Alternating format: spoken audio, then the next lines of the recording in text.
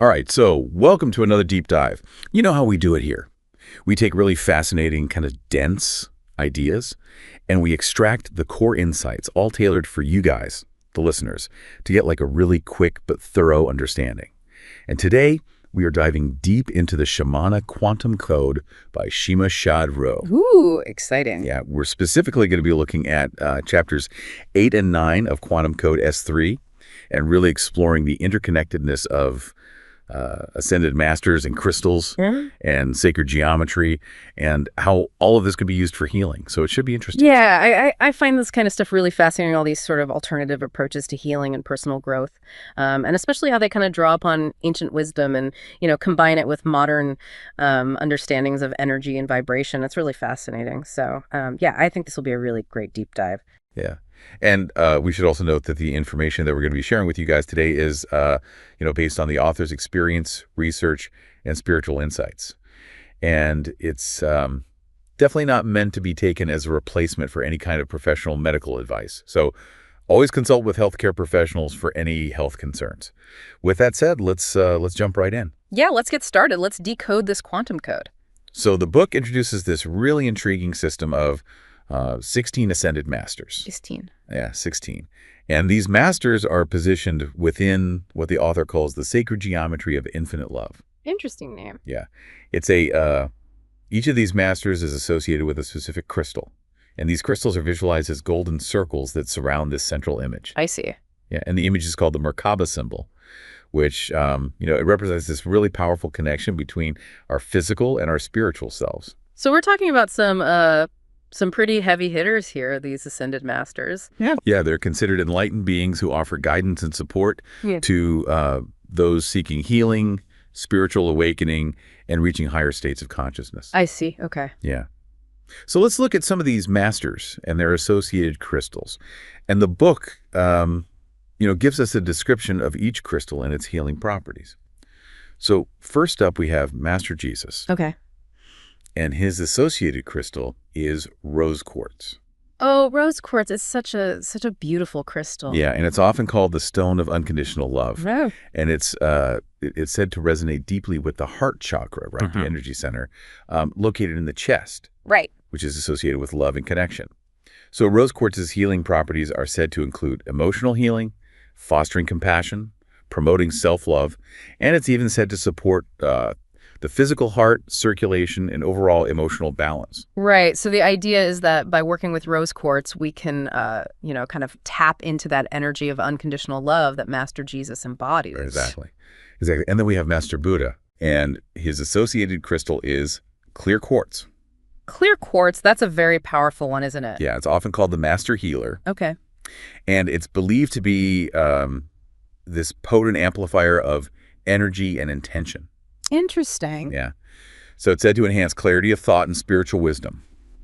And it's also believed to, balance all the energy centers in the body, strengthen the immune system, and boost mental clarity. It's kind of like a versatile tool. Right. That can be used for all sorts of things. And that really does seem to align with the teachings of Buddha. Absolutely. It's about finding that inner peace and that clarity, that kind of stillness. Yes, exactly. And, see this kind of pattern emerging here. Okay. The qualities of the masters are kind of mirrored in the properties of their associated crystals. Oh, I see. Okay. So, for example, Lady Nada. Okay. Her crystal is rhodochrosite. Rhodochrosite. Okay. Yeah. And it's a stone of compassion that opens the heart chakra.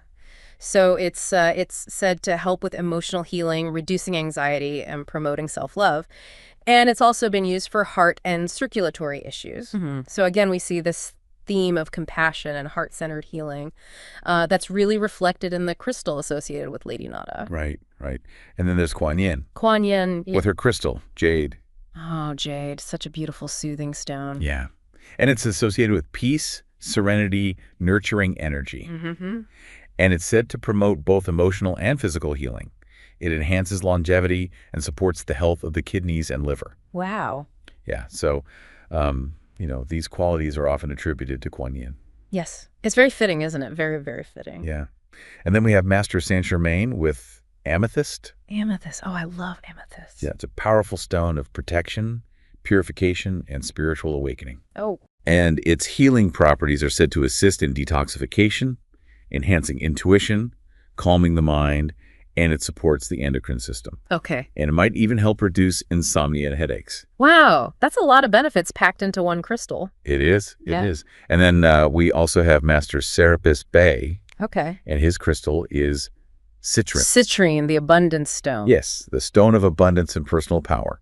And it's thought to enhance creativity, confidence, motivation, and it supports digestive health, metabolic function, and the immune system. So kind of like that inner strength leading to outer success, you know? Exactly. Exactly. Interesting. And then we have Master Hilarion, Okay. and his crystal is emerald. Emerald, the heart chakra. Yes.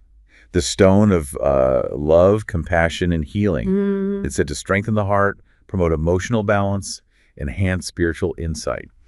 And it's beneficial for eye health and detoxification. That's interesting, the connection to eye health, you know, the eyes being the windows to the soul and all that. That's right. Yeah. That's right. And then we have Lady Portia with her crystal, lapis lazuli. Lapis lazuli, all that deep blue, it's stunning. Yeah. And it's known for enhancing wisdom, truth, and inner vision. Mm-hmm. It also supports the immune system, the throat, and thyroid health. And it's said to foster communication, honesty, and spiritual growth. So it's about seeing clearly both within and without, you know? That's right. That's right. And then we have Master El Moria, Okay. and his crystal is blue kyanite. Blue kyanite, that's a good one for alignment. Yeah. It's believed to align all the chakras and to promote spiritual awareness. Mm. And it's also thought to assist in healing throat issues and enhancing communication. Right, right. So it's about aligning our energy centers and communicating our truth clearly. Exactly. Exactly. And we also have Master Sanat Kumara with ruby. Ruby, that's a fiery one. Yes, it is. It's associated with vitality, strength, and protection. Okay. And it's said to boost energy, strengthen the heart, promote blood circulation, and enhance courage and self-confidence. It's like the energy of a warrior, you know? That's right. That's right. And then we have Master Lady Mary with aquamarine. Aquamarine, the calming sea. Yes. It's known for its calming and soothing properties. It's also said to support respiratory health, reduce stress, and promote emotional clarity. It's interesting how so many of these crystals are connected to different physical systems. Yeah. As well as, you know, the emotional and spiritual aspects. Absolutely. Absolutely. And then there's Master Melchizedek with diamond. Diamond, the most precious of them all. Yes. And it's considered the most potent crystal for amplifying energy and promoting purity. And it's said to enhance spiritual awareness, detoxify the body, and support brain function and clarity of thought. I can see why it's associated with Master Melchizedek. You know, it's kind of like a pure conduit of light and energy. Exactly. Exactly. And then just to round out the list, we have Master Babaji with hematite. Hematite, good for grounding. Yes. It's a grounding stone that provides strength and stability. And it's said to support blood circulation, enhance focus and concentration, and protect against negative energies. Right. And then Master Jaywal Kul with green aventurine. Green aventurine, I love that one. Yeah, it's considered the stone of opportunity and growth. It's believed to promote heart health, emotional calmness, recovery from illness, balance blood pressure, and support overall well-being. It's kind of like a lucky charm, isn't it? You know? It is kind of. Bringing in all those good vibes. That's right. And then we have Master Paul the Venetian with turquoise. Turquoise, beautiful. Yeah, it's associated with healing, protection, and communication. It's thought to strengthen the immune system, alleviate respiratory issues, and support throat chakra health, and it enhances emotional balance. So a good one for clear and honest communication. Yes. And lastly, we have Master Kuthumi with tiger's eye. Tiger's eye, that's a good one for grounding too. Yeah. It's known for grounding and balancing energies. It supports digestive health, promotes courage, enhances focus and clarity, and it can help balance emotional extremes. Wow. So we've got quite a collection of masters and crystals here. Yeah, 16 of them. And each with their own unique properties and energetic signatures. Absolutely. But, you know, the author takes this concept a step further. Okay, how so? She suggests that these crystals aren't just, inert mineral formations. Oh, I see where you're going with this. Yeah, she describes them as possessing a form of living consciousness. Interesting. So it's like they're not just pretty rocks. They're more than that. Yeah, they're said to be encoded with ancient wisdom formed over vast periods of time.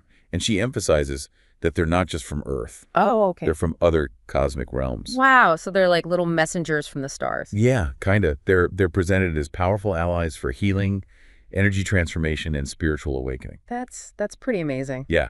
And what's really fascinating is this idea that each crystal vibrates at a very precise frequency. Okay, And these frequencies carry what she calls blueprints of cosmic intelligence. I see. So when we connect with these vibrations, they can harmonize with our own energy fields.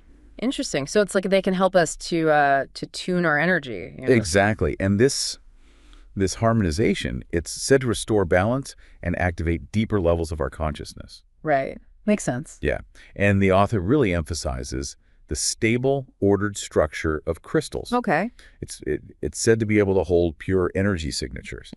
And this structure allows them to amplify our intentions and act as these conduits or bridges between the physical and the more subtle spiritual aspects of reality. So it's like they're a bridge between the seen and the unseen. Exactly. Interesting. And so working with the Ascended Masters and their associated crystals isn't just about the chemical or physical properties of the stone. It's about connecting with this inherent wisdom I see. and receiving guidance, protection, and healing that integrates into our energetic and conscious being. Right. So it's a very holistic approach. Absolutely. And, we talked about the individual healing powers of the crystals, but how do these properties connect with the master's teachings and the challenges they help us overcome? Well, that's a really interesting question. The author draws direct parallels between a crystal's healing properties and the core essence of the master that it's linked to. Okay. So, for instance, rose quartz with Master Jesus, it's not just a general stone for love. Okay. It's specifically helpful for cultivating forgiveness and compassion, aiding in the healing of emotional wounds, and fostering a more open heart. I see. And these are all principles deeply embedded in Jesus's teachings. Right. And then clear quartz with Master Buddha, it's not just about mental clarity in general. Okay. It's about amplifying meditative states and enhancing spiritual wisdom, guiding us towards inner peace and enlightenment. Okay. And these, of course, are central to Buddhist philosophy. I see. So there's this really like a thematic consistency Exactly. with these pairings. Yeah, and we see this throughout all of them. Like rhodochrosite with Lady Nada is presented as supporting healing from emotional trauma and encouraging self-acceptance. Jade with Kuan Yin promotes tranquility and nurturing on multiple levels. And amethyst with Saint Germain aids in spiritual transformation and offers energetic protection. Okay. Each of these connections feels very deliberate and meaningful. Right. It's almost as if each pairing offers a specific kind of support. Exactly. So if you're seeking more inner peace in your life, you might be drawn to clear quartz and the energy associated with Master Buddha. Okay. If you're navigating emotional healing, rose quartz and the compassionate energy of Master Jesus might resonate more deeply. Right. It's very personalized. Yeah, absolutely. And then the discussion shifts to how these crystals relate to the healing of specific organs and systems within the physical body. So we're going into the physical realm now. Yeah, exactly. And this is where the book gets really specific. Okay, I'm intrigued. Tell me more. So, for example, rose quartz, linked with Master Jesus, is said to have a supportive effect on the heart and the lungs, and also on our emotional well-being, Okay. especially in terms of processing grief, emotional wounds, and even circulation. Right. And jade, associated with Kuan Yin, is highlighted for its role in supporting the kidneys and the liver, with their detoxification processes. Okay. It also promotes longevity and fosters emotional calmness. So we see that connection between physical and emotional health again? Exactly. It's very Right. holistic. And then there's amethyst, connected to Master Saint Germain. It's associated with the endocrine system, Okay. and it's said to potentially enhance intuition and offer relief from headaches and insomnia. Interesting. And then we have citrine, Master Serapis Bey's crystal. It's linked to the digestive system. Makes sense. Yeah. It aids in digestion, detoxification, and maintaining a healthy metabolism. Right. And then there's lapis lazuli, Lady Portia's crystal. It's associated with the throat and thyroid gland. Oh. So it supports clear communication and spiritual growth. And it might even provide relief from migraines and respiratory issues. It's amazing how these specific associations are made. I know, it's really fascinating. Yeah. And hematite with Master Babaji, it's tied to the health of bones and blood. Okay. It's really good for grounding and mental focus. And green aventurine, associated with Master D. Wall Cool, is said to support the heart and help balance blood pressure Hmm. And tiger's eye, Master Kothumi's crystal, is linked to the digestive system, liver function, and metabolism. Okay. It also helps to achieve emotional equilibrium. So each crystal has this very specific energetic resonance that Yeah. interacts with and supports different parts of the body. Exactly. So I'm sure you're wondering, like, how can you actually use these crystals in your own life, in your spiritual practice? Yeah, that's a good question. I mean, it's all very well and good to know about these properties, but how do we actually apply them? Right. So the book offers several practical suggestions Okay, great. for incorporating crystals. One suggestion is to use them in meditation. Okay. So, you hold a crystal associated with a particular ascended master, and you visualize their guiding and healing energy flowing to you. Okay. You can also use them for chakra placement Right, right. during meditation or healing sessions. Hmm. So you place specific crystals on corresponding energy centers of the body, the chakras, to help clear any blockages and encourage a more balanced flow of energy. Yeah, that makes sense. You can also wear crystals as jewelry. Oh, yeah, that's a good one. Yeah, just to receive their vibrational support throughout the day. Right, like a constant reminder. Exactly. You can also create crystal grids. Crystal grids, those are interesting. Yeah, you arrange a specific set of crystals in sacred geometric patterns. Okay. And this helps to anchor higher vibrational frequencies in your environment. Right, right. And lastly, you can sleep with crystals under your pillow. Oh, interesting. Yeah, to facilitate deeper subconscious healing and potentially influence your dreams. Wow, so many different ways to work with them. I know, it's really cool. And this leads us into the concept of using sacred geometries in conjunction with crystals. Right, so we're taking it to another level. Yeah. So sacred geometry is described as, the fundamental mathematical patterns found in nature. Okay. And these patterns are believed to be the underlying blueprint of creation. They hold specific energetic codes that resonate with the harmony of the universe. Right, so it's like the language of the universe. Exactly. Yeah. So when you combine crystals with these sacred geometric formations, you're basically amplifying your intentions for healing, and you're attuning to your body's systems and supporting your spiritual growth on a deeper level. Interesting. So it's like a synergistic effect. Exactly. You're combining the power of the crystals with the power of sacred geometry. Absolutely. And what's really fascinating is that these crystal grids, they can be effective for both in-person and distance healing. Wait, really? Yeah. Distance healing with crystal grids. Yeah. So the idea is that these organized energy fields can be directed across time and space Wow. to support a person, a place, or even a situation, regardless of physical proximity. That's pretty mind-blowing. It is. Uh. And the book provides this specific affirmation to help activate the crystals and your intention. It's like a prayer, calling upon the divine light and wisdom of the ascended masters, asking that the crystals be infused with the highest frequencies of healing and love, and stating your openness to receive their guidance, balance, and transformative energy. Okay, so it's like setting the intention before you even start working with the grid. Exactly. Right? And then the book goes into specific examples of crystal grids for different systems of the body. Okay. I'd like to hear about some of these examples. Yeah, so for the integumentary system, which is the skin, hair, and nails, the geometric pattern is the Star of David hexagram grid. Okay. And the crystals used in this grid include amethyst, rose quartz, blue lace agate, green aventurine, and clear quartz. Wow, quite a combination. Yeah. And the visualization is one of golden healing light permeating the entire area. Okay, so it's like you're bathing the skin in golden light. Exactly. Oh, interesting. And then for the circulatory system, focusing on the heart, blood, and blood vessels, the Seed of Life grid is recommended. The seed of life, okay. Yeah. And the crystals used for this grid include rose quartz as a central focus, surrounded by bloodstone, garnet, emerald, and red jasper. Okay. And the visualization here is pink and green light radiating outwards from the heart center. Very symbolic. Yeah. And then for the respiratory system, the Flower of Life grid is suggested. Flower's life, okay. Yeah. The crystals used for this grid are aquamarine, blue kyanite, sodalite, clear quartz, and malachite. Okay. And the associated visualization is a soothing blue light expanding throughout the respiratory system. I see. And for the nervous system, the Metatron's cube grid is recommended. Metatron's cube, that's a powerful one. Yeah, it is. And the crystals used for this grid include amethyst, lepidolite, selenite, fluorite, and clear quartz. And the visualization is a calming purple light enveloping the entire nervous system. Wow, it's like a soothing energy bath for the nervous system. Yeah, exactly. And the book also briefly outlines grids for other systems, mentioning the digestive system using the Sri-Yantra pattern with citrine, the immune system with the Vesica Piscis and turquoise, the urinary system with the tetrahedron and jade, the endocrine system with the Merkaba and clear quartz, and the skeletal system with the octahedron and fluorite.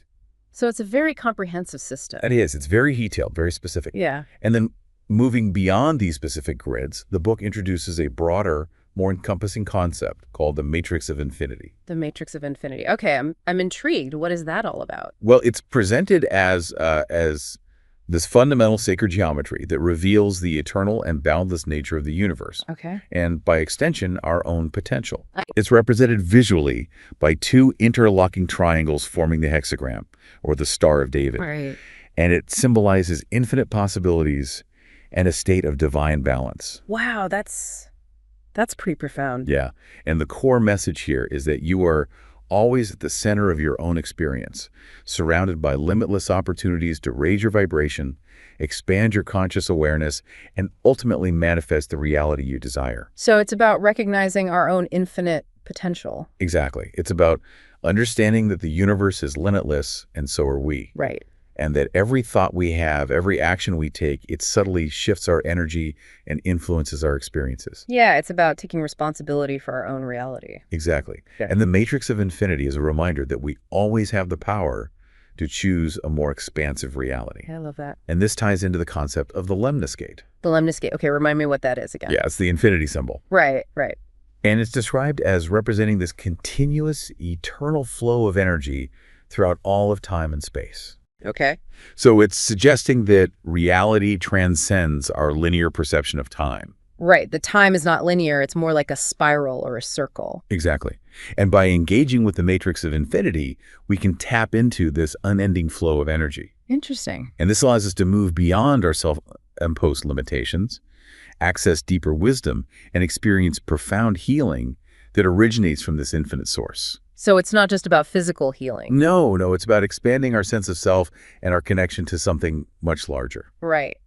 And the book offers a guided visualization to help us activate this Matrix of Infinity within ourselves. Yeah, Can you guide us through that? absolutely. So find a quiet and comfortable space, and then just take a few deep breaths. Okay. And imagine yourself standing at the center of this vast cosmic web, Okay. a web of all possible realities. And visualize this web stretching out infinitely in all directions. And each thread represents a potential pathway to a new dimension, a different expression of your infinite being. Okay, I'm picturing it.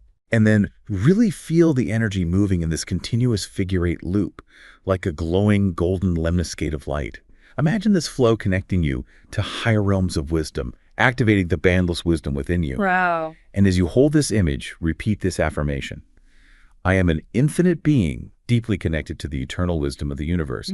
I fully embrace the limitless possibilities that surround me, and I am now open to receiving all that serves my highest good. Beautiful. And then bring your awareness to your heart center and feel the Matrix of Infinity expanding outwards from within, anchoring your consciousness into a state of infinite love, wisdom, and creative potential. Wow, that's really powerful. Yeah. And so how does this concept apply to our relationships? We often experience conflict and challenges in our relationships. Right. Well, the book explores how the Matrix of Infinity can be a tool for resolving emotional blockages and fostering healing in our relationships. Okay. The fundamental idea is that conflict often stems from barriers that we unconsciously erect within ourselves. I see. These barriers prevent the free flow of love. Yeah.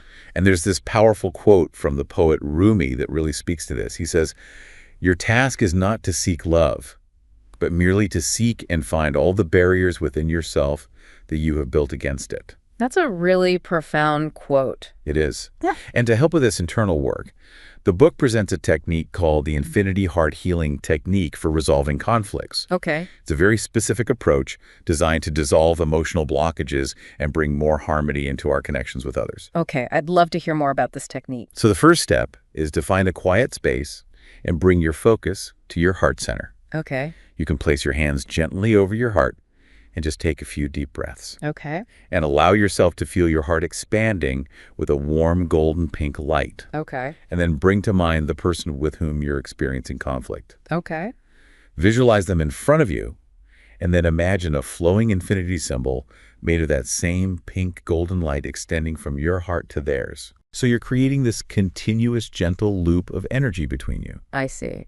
And the intention is to allow this loving energy to wash away any emotional blockages, any feelings of anger, sadness, or resentment. Okay. And you're also invited to recognize the other person's journey as a soul, which can help to release any karmic entanglements and create a sense of freedom for both of you. Right. So it's about seeing them as a soul on their own journey, not just as the person we're having conflict with. Exactly. And then while you're holding this visualization, you can repeat this affirmation.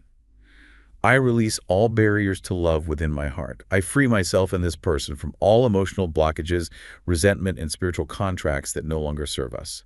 May divine love flow infinitely between us, dissolving all discord.